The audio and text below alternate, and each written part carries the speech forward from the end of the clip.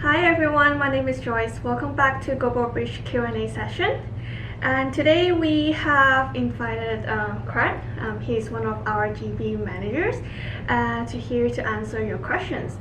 And since our last video, we have invited Craig to tell us more about the update from the IRCC recently, and he has mentioned about the Hong Kong pathway, and from there we have received quite a few questions from all of you, and so here today we're gonna talk about the HK pathway for the Stream A and Stream B. So welcome to the Q&A session channel here. Okay, so for the first question that we have here is, so IRCC, they announced the Hong Kong pathway for Stream B applicants on July 19. They said starting from this month, August 15, the education is no longer a requirement from there. So can you tell us more about it, and what's the advantage for the applicants if they want to apply through the Stream B? Sure, yeah. So first I can give a basic introduction to Stream B. It's one of two PR pathways for Hong Kong citizens to apply for PR in Canada. Yeah. The basic requirements used to be to have a Hong Kong passport or a BNO passport, and to have graduated within the last 5 years from an education program, and then also have 1 year of Canadian work experience. So recently, IRCC removed the education requirement for this stream. That means the only basic requirements are to have 1 year of Canadian work experience and to have a Hong Kong passport, basically. So this has opened up an option for Hong Kong citizens to come to Canada and get 1 year of work experience to be eligible to apply for PR. It can be a very good chance for them to come to Canada if they want. So this works together with the Hong Kong work permit. It's designed so that recent graduates can get a work permit through a Hong Kong temporary program, Yep. and then get 1 year Canadian work experience to work in Canada.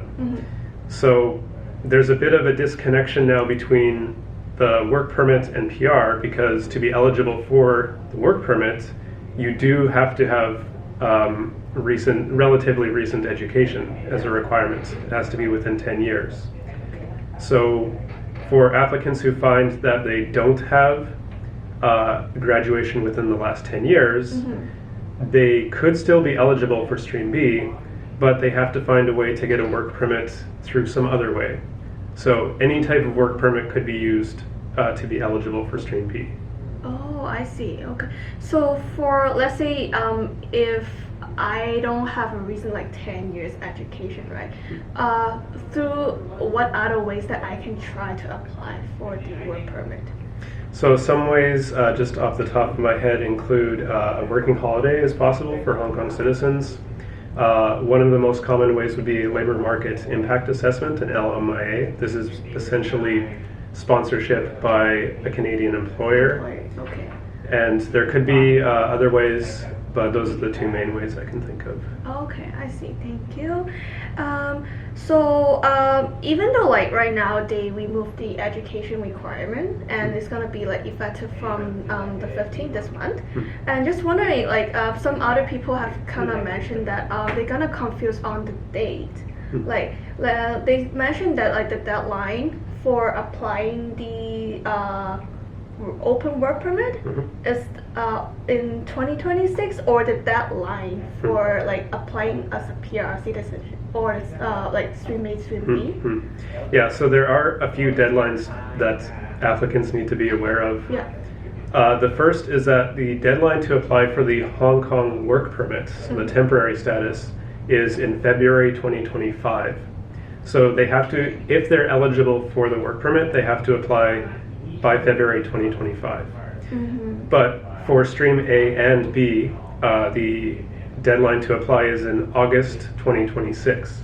Oh, okay. So if a candidate thinks they can be eligible for Stream B, which requires 1 year of Canadian work experience, that means they have to start working at least a year before the deadline.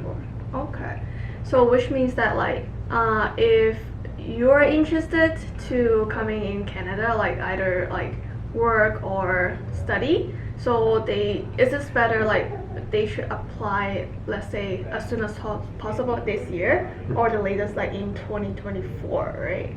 Because it takes some time for them to process like the study permit or the work permit as well, right? Exactly. So even though they could apply just before the deadline for the work permit in February 2025, Yeah. if it takes, who knows, 4 months to process the work permit, they may get it May 2025, then they would have to work immediately for 1 year. It's kind of rush as well. Yeah, and it's similar to Stream A, which requires recent education. Yeah. If they're going to study in a program, they have to plan ahead. If it's a 2-year program, they have to apply 2 years before the deadline for the PR program. Mm-hmm.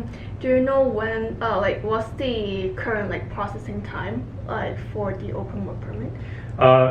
Applied from Hong Kong, Yeah. it's currently taking about 25 weeks, so about 5.5 months. Usually it's faster than that. Actually, the Hong Kong visa office generally has faster processing on a world scale, but right now they have a backlog of many people applying for these applications, so Yeah. they're a little bit behind right now. Okay, so make sure to apply for your open work permit way in advance, just in case like there is a delayed or like you may take longer on your application. So today's that's all the questions for the Q&A sessions. Thank you, Craig, for coming and answer our questions. If you have any other questions, feel free to leave us a comment or send us a message. And that's the end for today. Please remember to subscribe our channel, give us a comment or a like, and we will see you next time. Bye! Right?